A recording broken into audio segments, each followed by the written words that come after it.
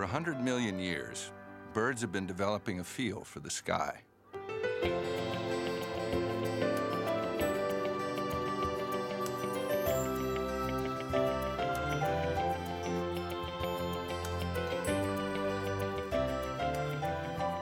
Grasping air by the wingful, they pull themselves up and almost magically, they soar.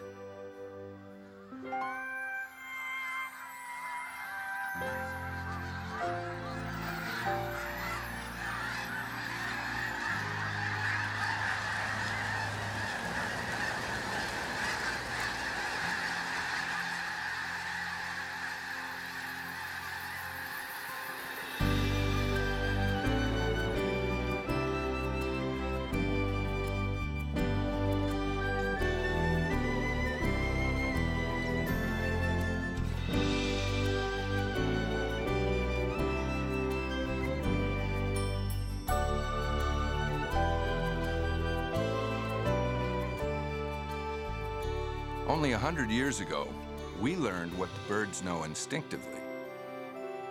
Flying is serious business, but with a magic all its own.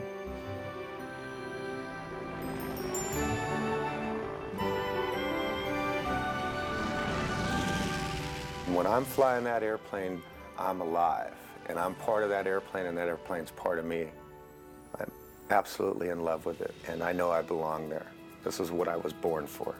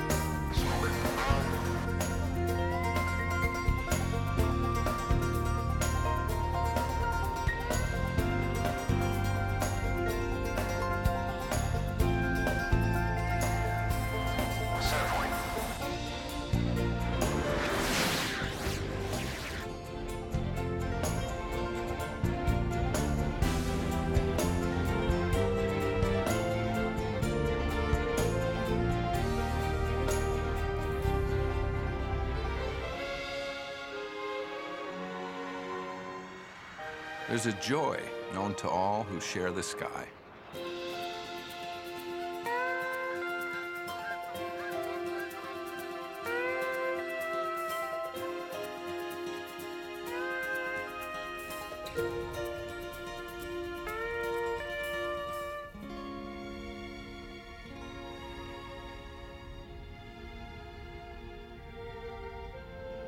Birds have had 100 million years to refine their touch, their sensitivity to the thin fabric of air. But it takes years of training before we can acquire that feel for the sky. Years before a pilot can fly as if the plane were a second skin.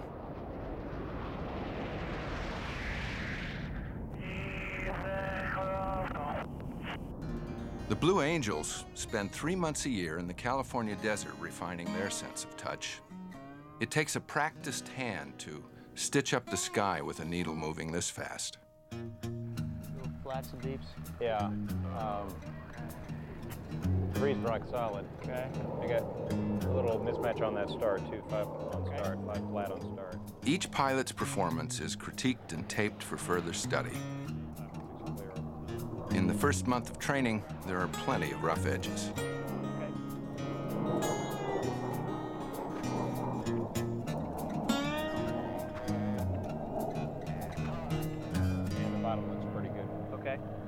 On top.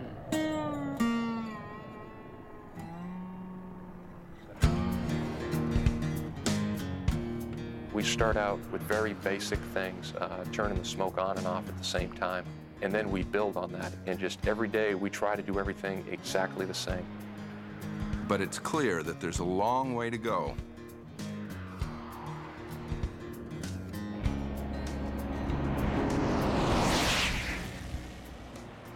Ryan Scholl, the rookie in the number 6 jet, is having difficulty with one of the hardest maneuvers, the vertical roll.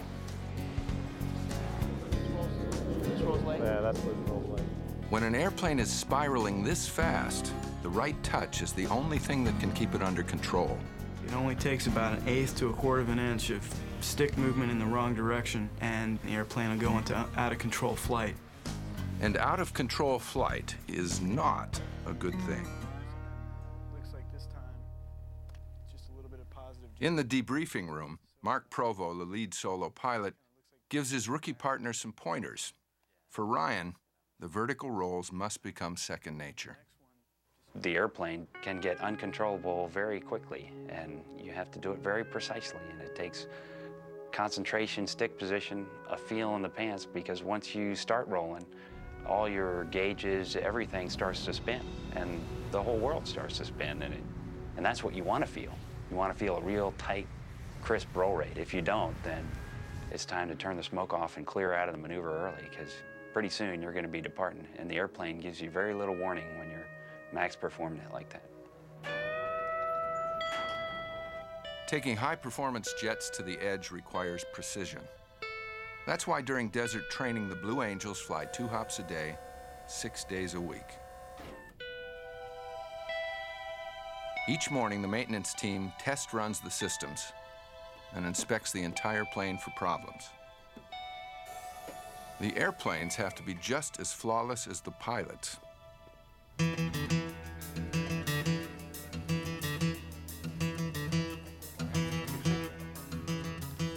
In a way, these pilots are learning to walk.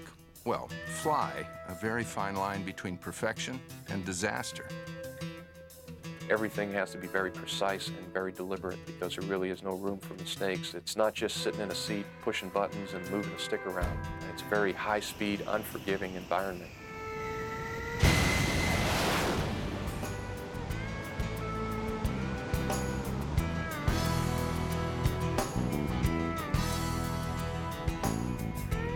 Like any good magic act, the 2 solo pilots need perfect timing and teamwork to pull off their dynamic sleight of hand. Right prior to center point, we do a 270-degree roll away from each other. And it's a totally blind roll, and I am right next to him. So it's a complete trust maneuver. We try to make it look like one plane, and then he pulls away, and there's 2 planes there. And it's probably 5 times out of 100 we do it the way we want to do it.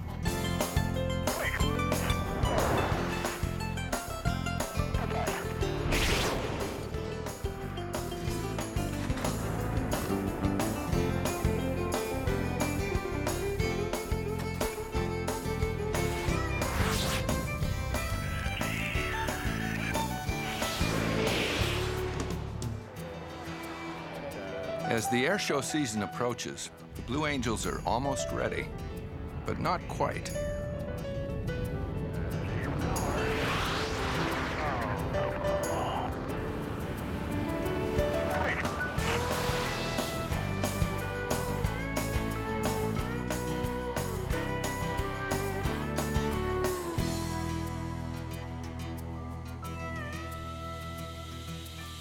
Today, we take airplanes for granted. But just a century ago, flight was only a dream populated by birds. Realizing that dream took a great leap of imagination.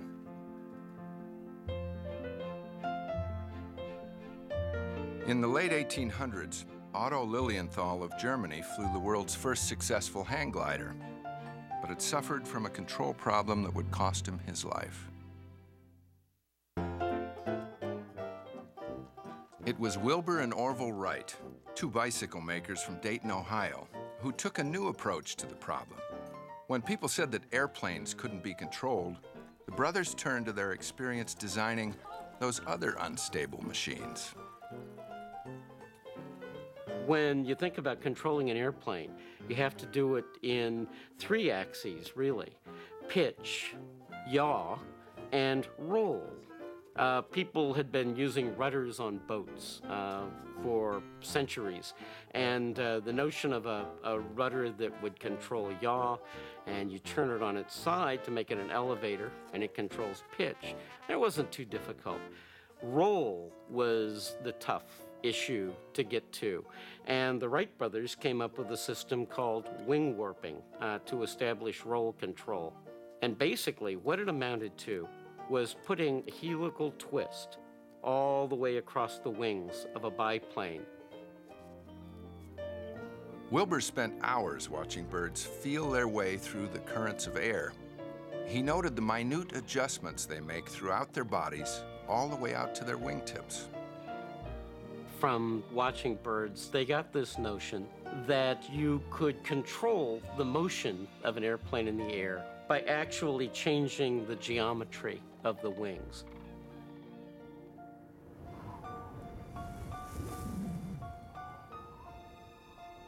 To test their theories, the Wrights searched for a location with consistent winds, gentle elevation, and a soft place to land.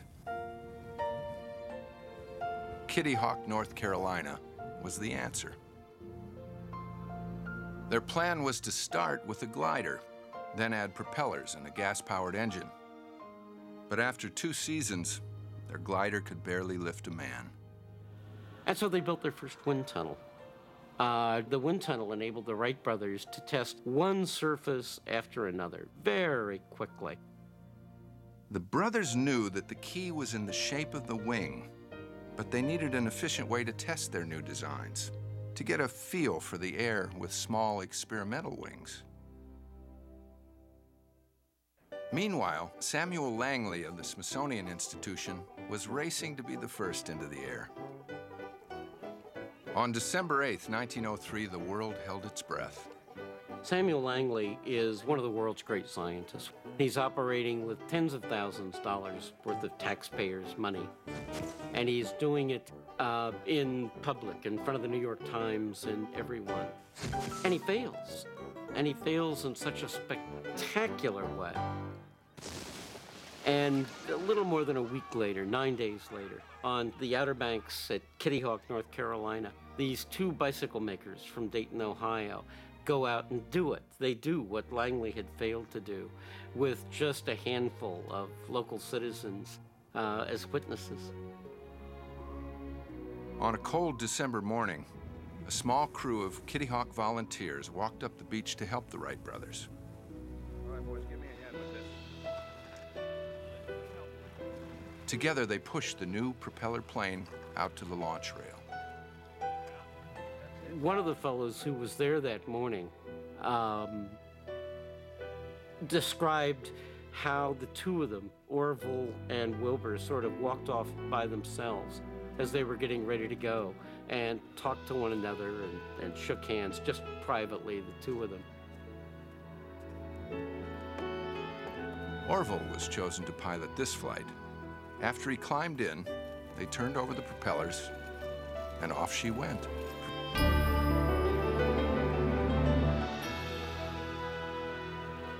They made 4 flights in all on the morning of the 17th. The 4th flight was over 850 feet, and they were in the air almost a minute, 59 seconds. And that convinced them they were capable of sustained flight. So that was the first day, December 17th, 1903, 4 flights.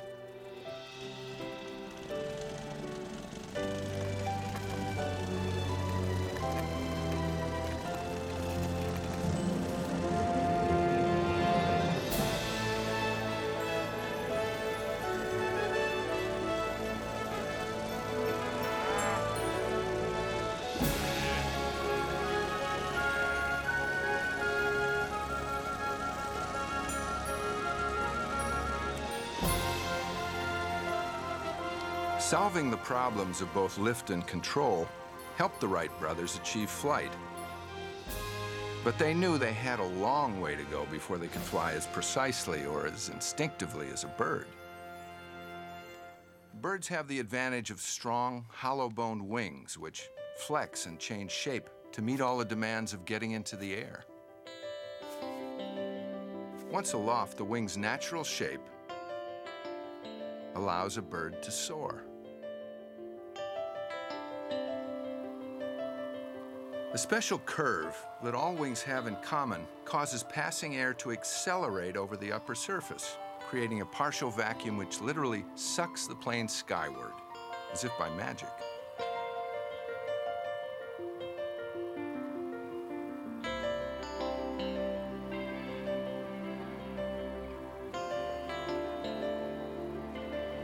But air moving across irregular surfaces, like the struts and extra wing of a biplane, creates turbulence and slows the plane down. So more power is needed to overcome this loss of speed.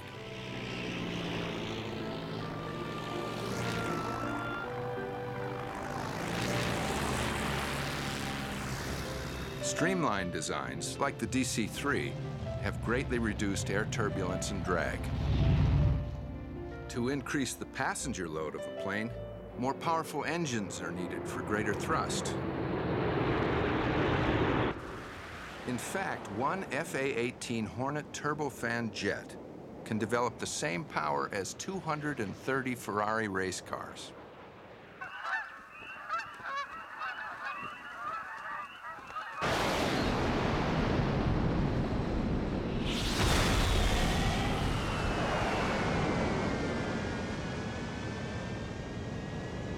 Design determines airspeed and maneuverability, for birds as well as planes. Shorter wings reduce drag and allow for more speed and sharper turns.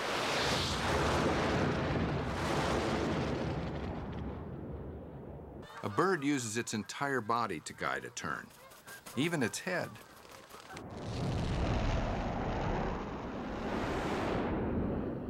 Planes rely on forward motion for lift, while birds, who can direct thrust downward, can land on a dime.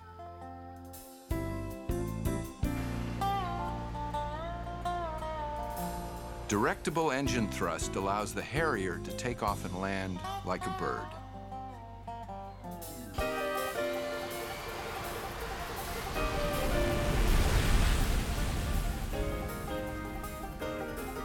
Harriers can even hover. About the only thing they can't do is flap their wings. And unlike a helicopter, they can go over 600 miles an hour.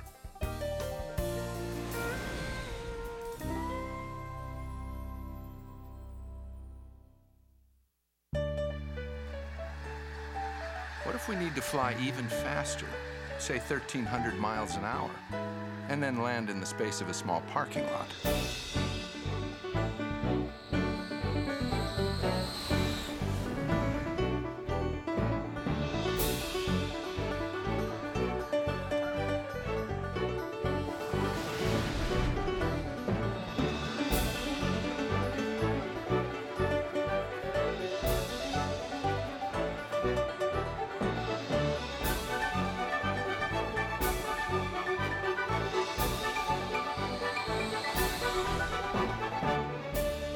No one has to be more precise than the pilots who take off and land on the movable airports we call aircraft carriers. Being selected to the Blue Angels really is a big honor, but it's important that people realize that we're all naval aviators, and we came from the fleet and we're going back to the fleet.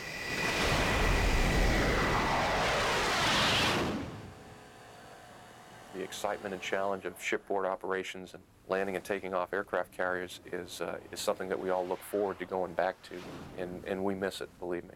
We really do. To take off, a powerful catapult slingshots the plane from 0 to 160 miles per hour in less than 2 seconds.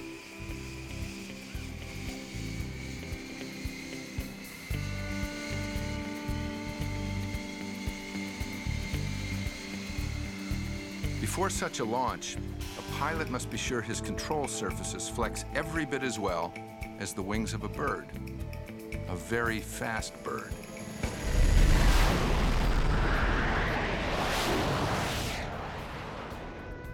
Because such flying is so intense, the FA-18 is equipped with the latest high-tech aids. They actually have a voice that speaks to you, kind of call your attention. And the engineers thought that the pilots would be more responsive to a woman's voice, so that's what they put in there. Altitude. Altitude. you set a certain altitude, it'll come up and say, altitude, altitude, in a very calm voice. So sometimes they're a lot more calm than we are. As a Blue Angel, Scott Anderson has seen his share of difficult flying. But if you think taking off from an aircraft carrier is tough, try landing on one in rough seas. It's the toughest challenge in aviation, and it's all about touch. Hornet autofall 5-6. Roger, auto 20 knots slowest.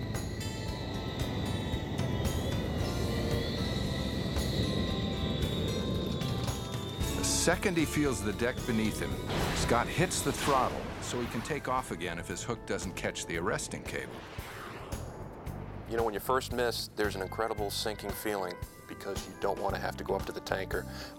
That kind of punishes the air wing. They can't turn to where they need to go. They've got to wait for you to get aboard. So there's a sense of you don't want to let the air wing down. You want to get back aboard the ship.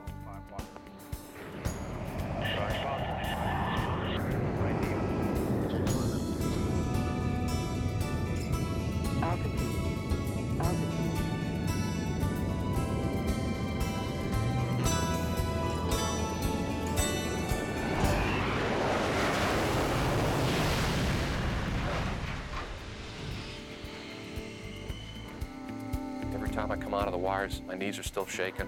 My heart's pounding 1,000 miles an hour, and it takes a while to calm yourself down. But you go out there the next time, just fired up and ready to get after it because it's what we all love to do.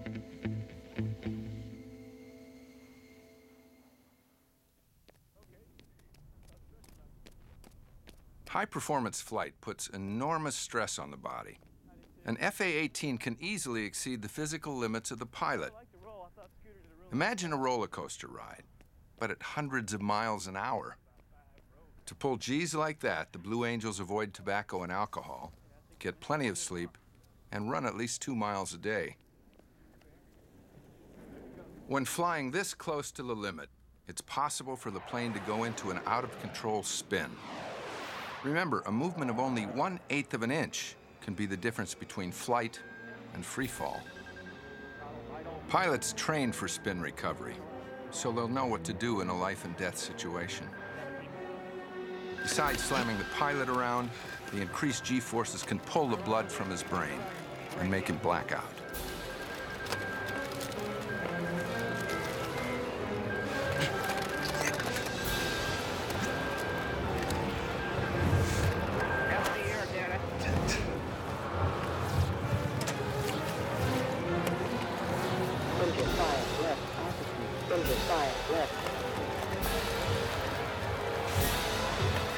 Coming out.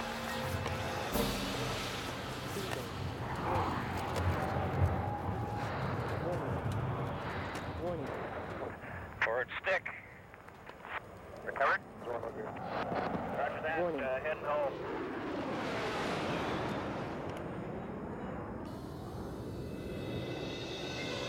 The first thing that happens is what's called gray out, where you start losing your color vision. And then you experience what's called tunnel vision, and your periphery will start to close in, and the things on the edge will become black, and it starts closing in until basically you're looking through a soda straw. And then after that, you can have total blackout where you're conscious but you can't see. And then the final stage is the loss of consciousness. Jet pilots experience G-loads and fast turns and climbs. But what about stunt flyers like champion Sean Tucker? We go through these rapid onsets of high positive Gs to high negative Gs, sustained negative Gs where your head becomes engorged with blood and you're pushing, and then you come right away to a rapid onset of positive Gs. You can pass out like that. And you really have to know and understand when to hold them and when to back it off a bit. Not bad for a solo pilot. To avoid blacking out in a spin, pilots learn to flex neck, chest, and leg muscles to trap blood in their brains. To achieve this kind of muscular control, the Blue Angels weight train for at least an hour every day.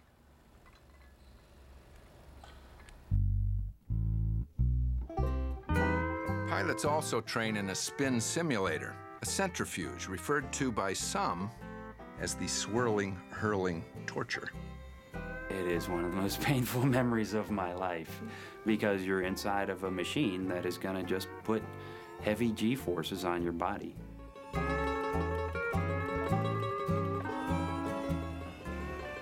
The centrifuge also teaches pilots like Ryan Scholl to rely on their instruments, not their senses, when they become disoriented.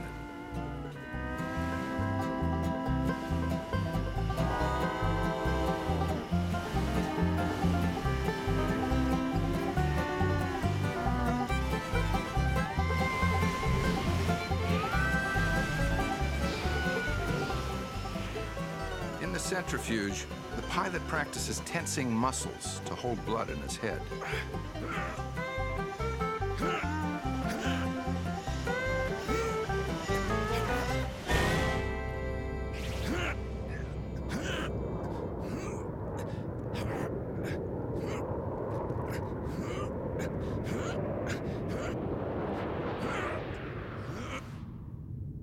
The training is over, and the Blue Angels are ready for the air show circuit.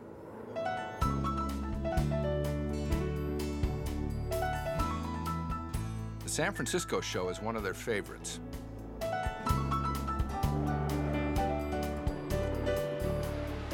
With most of the rough edges smoothed out, they perform with precision and grace.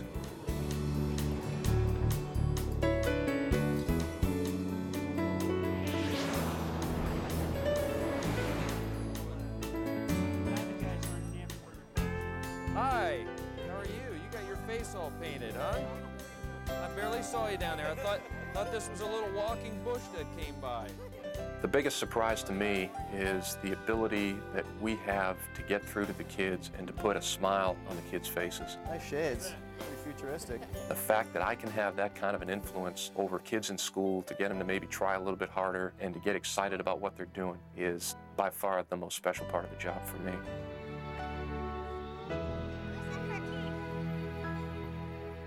Every week, the Blue Angels are at a new city, swapping stories with other pilots like Sean Tucker. The love of flying is a strong bond. So is the love of flying machines. Ladies and gentlemen, boys and girls, we have got a magnificent show for you today. And we have plenty of seating room for you. We still have plenty of room for you in the bleachers.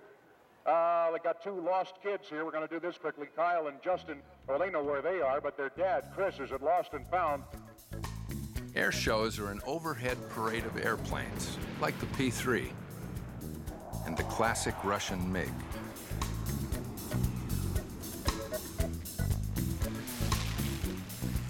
Patty Wagstaff in her Extra 300S airplane is popular with the crowd.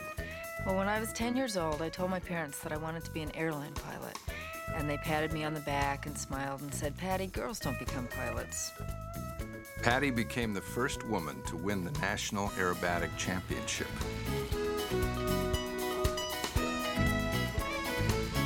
I think aviation's a wonderful career for women, but at the same time, I know that as a woman, I'm under a lot more scrutiny than the men are. So that's the way I look at it. That little extra challenge just makes me a better pilot.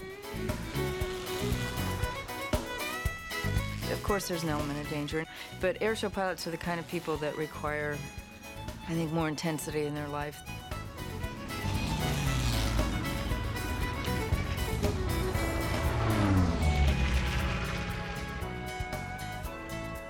Sean Tucker plays to the crowd with his son, who narrates his show.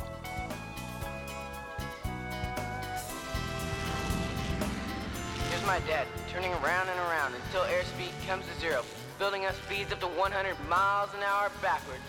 This is my dad's version of the incredible Mr. Charlie Hillard torque roll. My airplane is just a wonderful sky dancing machine. It's fabric, and I can feel the sky through that airplane, just like when you're sailing with a tiller and you're holding on to the sheet, you can feel the air through that rope. When I'm holding on to that stick, I can feel that air and I can bounce through the sky. And my routine is a very dramatic, tumbling end-over-end routine, and I come out of that maneuver and I pull it straight up and I fly backwards for 500 feet. I gotta feel that sky.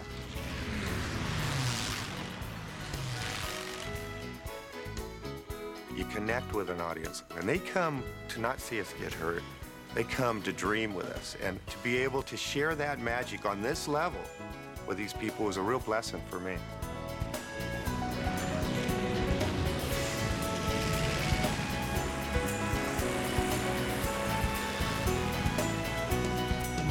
And if you look over to the right, you'll see a side-by-side with a third jumper down underneath.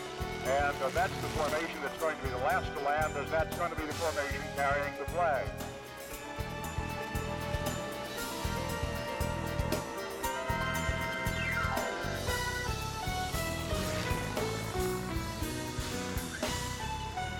These canopies are round air type canopies. If you look at them as they get closer to the ground, you'll see that you can actually look into the canopies. They're shaped like the wing of an airplane and are completely maneuverable. You know, the Wright brothers, when they started to fly, discovered the way they could control the airplane was by warping the wing, and that's still how we're controlling these canopies. To introduce the Blue Angels segment of the show, their C-130 transport crew demonstrates the jet-assisted takeoff.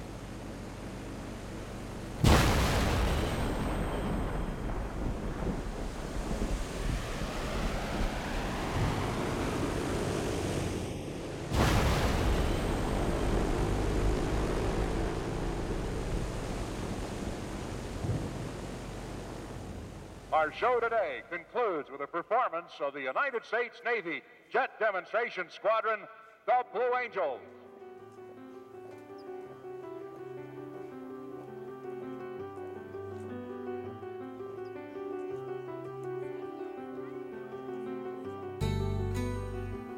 Every flight's the Super Bowl, you know. We go out there and get fired up and just try to give it everything we have. It's the most challenging flying I've ever had to do.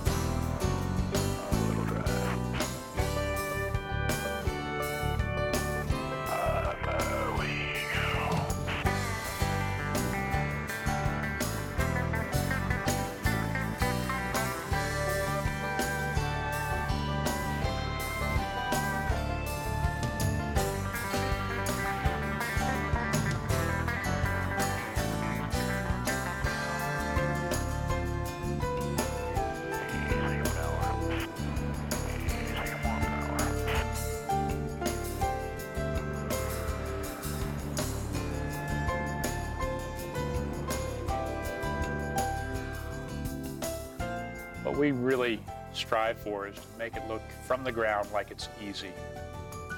But when you get up there in the formation and see how hard everybody is working, all the little movements and all the minor corrections that are going on all the time, you get a distinct impression that it's not easy.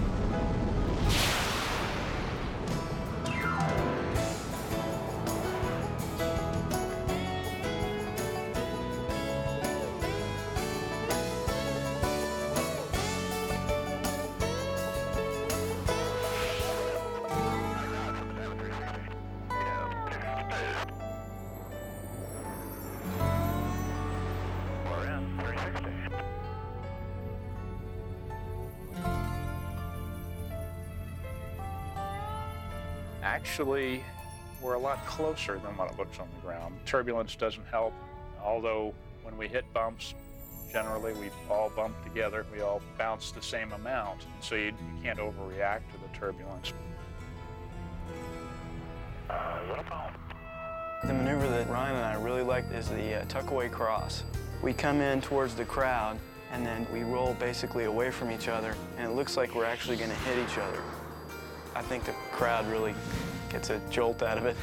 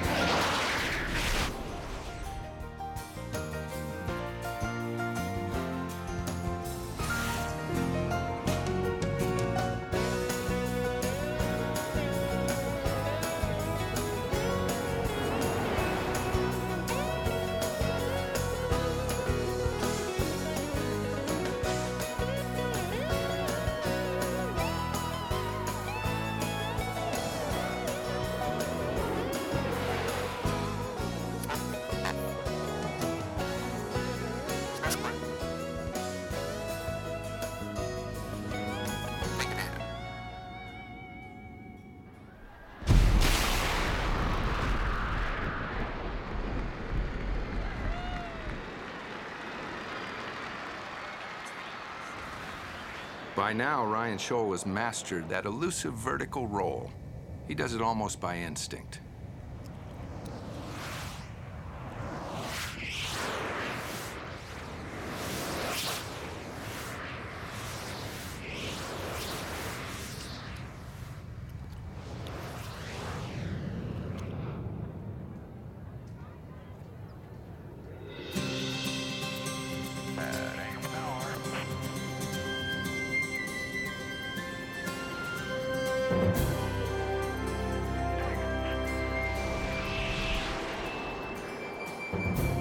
After months of fine-tuning, the Blue Angels have become the team they want to be.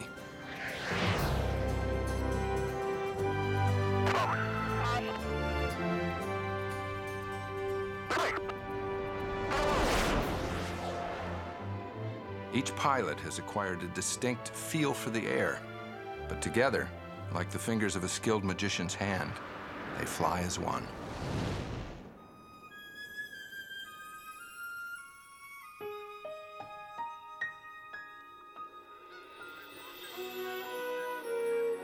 In the 100 years since the Wright brothers first took to the air, we have become like the birds. We have attained what was once far beyond our grasp, a feel for the sky.